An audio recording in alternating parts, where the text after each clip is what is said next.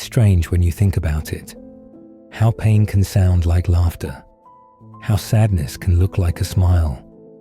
How someone can be falling apart in private, yet seem like the funniest person in the room. But that's the thing about the people who laugh when they're hurting. They don't want you to see the wound. They want you to feel something else instead.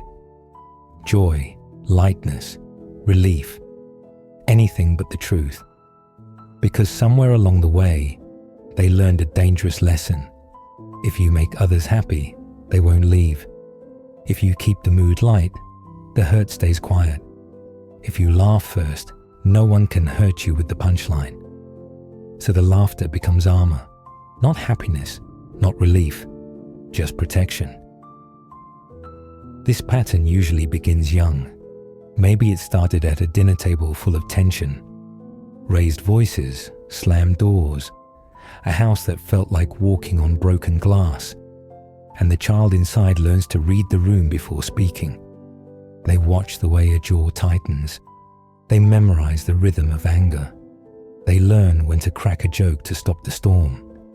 One well-timed laugh, and the world doesn't fall apart.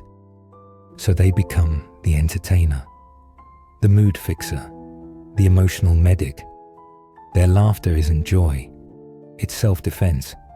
They get praised for being so funny, so positive, so easy to be around. But no one sees the tightness behind their smile. No one hears the thoughts that echo after the joke lands. No one notices the moment their face drops when they turn away. Because the laugh was never for them. It was for survival. And here's the price of surviving that way. They never learn how to ask for help. They never learn how to say, "I'm not okay." They never learn how to sit in silence without filling it with jokes. So when pain comes, real pain, they don't know where to put it. The body wants to cry. The heart wants to break. The voice wants to say, "This hurts." But the reflex kicks in. Smile, laugh, act fine. Don't make it heavy. Don't be a burden. And now the humor that once saved them becomes the cage that traps them. They joke first when someone gets too close. They say, "I'm good," before anyone finishes asking. They act unfazed when things hurt deeply, because vulnerability terrifies them. To open up is to return to the moment they learned crying was dangerous. You'll see it in adulthood. They laugh while telling stories that should have broken them.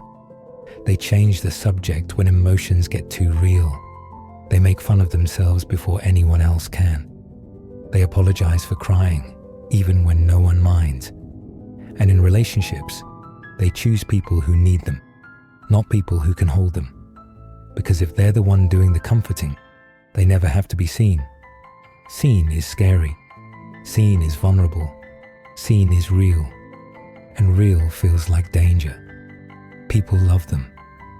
Everyone says they're the fun one, the upbeat one, the light in the group. But when the laughter fades and the night is quiet and the phone stops buzzing, the silence crushes. Because no one knows the version of them that isn't performing. They gave everyone joy and kept none for themselves. And that is a loneliness that doesn't scream. It whispers.